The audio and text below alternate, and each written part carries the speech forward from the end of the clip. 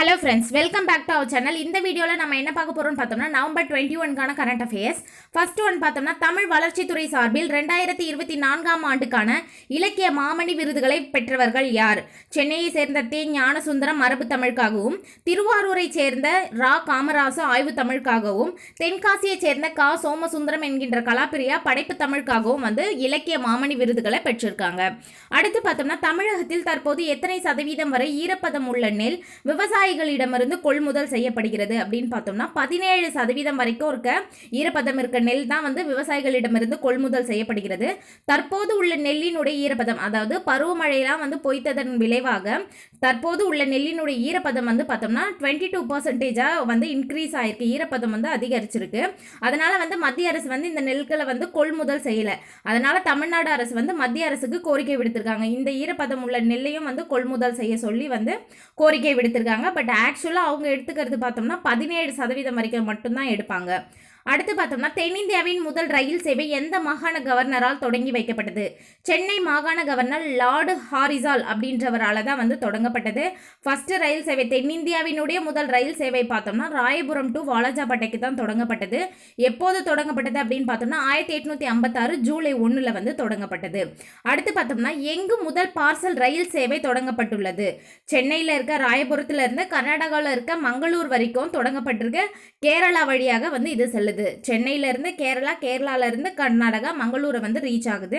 இது ஒரு வாராந்திர ரயில் பார்சல் சேவை தான். இது எப்போ தொடங்குறாங்க அப்படின்னு பார்த்தோம்னா டிசம்பர் 12 தொடங்குறாங்க. மங்களூர் சென்ட்ரல்லேருந்து கிளம்புற ட்ரெயின் பார்த்தோம்னா வெள்ளிக்கிழமை புறப்பட்டு சனிக்கிழமை ஆஃப்டர்நூன் 1:30க்கு ராயபுரத்தை ரீச் ஆகும். அதே மாதிரி ராயபுரத்துலேருந்து புறப்படுறது டியூஸ்டே ஈவினிங் 3:45க்கு புறப்பட்டு புதன்கிழமை 2:20க்கு பார்த்தோம்னா ஆஃப்டர்நூனில் மங்களூரை ரீச் ஆகும். இதில் நம்மளோட பார்சல் எல்லாத்தையுமே, அதாவது தானியங்கி வாகனங்கள் எந்தவித பார்சல் எல்லாத்தையுமே இந்த ரயில் சேவையில் நம்ம ஏற்றி அனுப்பலாம். அடுத்து பார்த்தோம்னா குமரகிரி பட்டினம் என்பதன் மருவு, மடுப்பாக்கம் என்பதன் மருவு என்ன அப்படின்னு பார்த்தோம்னா குமரகிரி பட்டினம் என்பதன் மருவு கும்மிடிப்பூண்டி, மடுப்பாக்கம் என்பதன் மருவு மடிப்பாக்கம்.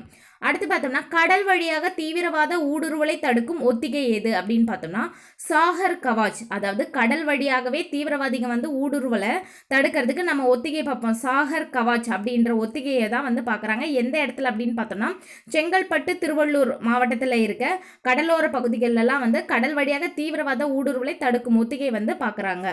இது எல்லா இடத்துலையுமே கடலோரத்தில் பார்ப்பாங்க. இப்போ பார்க்குறது பார்த்தோம்னா செங்கல்பட்டு, திருவள்ளூரில் பார்க்குறாங்க.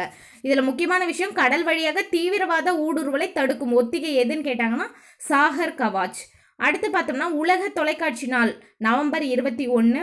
அடுத்து பார்த்தோம்னா ரெசோனன்ஸ் கன்சல்டன்சி வெளியிட்ட உலகின் சிறந்த நகரங்களில் இடம்பெற்ற முதல் நகரம் எது அப்படின்னு பார்த்தோம்னா 100 நகரங்களோட பட்டியலில் லண்டன் ஃபர்ஸ்ட் பிளேஸில் வந்திருக்கு. இங்கிலாந்தினுடைய தலைநகர் லண்டன் முதல் இடத்தை பெற்றிருக்கு. அடுத்து பார்த்தோம்னா நியூயார்க், அமெரிக்காவினுடைய தலைநகர் நியூயார்க்கும் பிரான்சின் தலைநகர் பாரிஸும் 3வது இடத்தை பெற்றிருக்காங்க. செகண்ட் அமெரிக்கா, நியூயார்க் பெற்றிருக்காங்க, அமெரிக்காவினுடைய தலைநகரம். தேர்டு பார்த்தோம்னா பாரிஸ், பிரான்சினுடைய தலைநகரம். இந்தியாவினுடைய எந்தெந்த மாநிலத்தோட தலைநகர்லாம் இடம் பெற்றிருக்கு அப்படின்னு பார்த்தோம்னா கர்நாடகாவோட தலைநகர் பெங்களூர் 29வது இடத்தையும், மகாராஷ்டிராவோட தலைநகர் மும்பை 40வது இடத்தையும், இந்தியாவினுடைய தலைநகர் டெல்லி 54வது இடத்தையும், தெலுங்கானாவினுடைய தலைநகர் ஹைதராபாத் 82வது இடத்தையும் பெற்றிருக்கு. வேற எந்த மாநிலத்தோட தலைநகரும் இதில் இடம்பெறலை. இந்த 4 மாநிலங்கள் மட்டும்தான் இடம்பெற்றிருக்கு. இது எந்தெந்த பேராமீட்டர் பேஸ் பண்ணி ரெசோனன்ஸ் கன்சல்டன்சி வெளியிட்டிருக்காங்க அப்படின்னு பார்த்தோம்னா கல்வி கட்டமைப்பு, கலாச்சாரம், சுகாதார கட்டமைப்பு, போக்குவரத்து, இரவு வாழ்க்கை, பாதுகாப்பு, வேலைவாய்ப்பு, இந்த பேராமீட்டர்ஸ்லாம் பேஸ் பண்ணி தான் பெஸ்ட் நகரத்தை இவங்க அனௌன்ஸ் பண்ணியிருக்காங்க.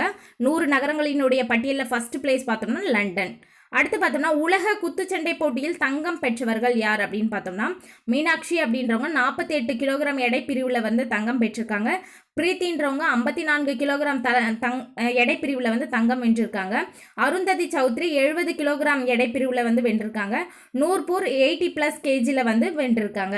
வெள்ளி பதக்கம் வென்றவங்க ஆடவர் பிரிவில் வென்றவங்க யார் யார் அப்படின்னு பார்த்தோம்னா ஐது மணிசிங், 50 கிலோகிராம் எடைப்பிரிவிலும், பவன் பார்த்வால் 55 கிலோகிராம் எடைப்பிரிவிலும், அபினேஷ் ஜாம்வால் 65 கிலோகிராம் எடைப்பிரிவிலும், அங்குஷ் பங்கால் அப்படின்றவர் 80 கிலோகிராம் எடைப்பிரிவிலும் வந்து வெள்ளி பதக்கம் வென்றிருக்காங்க.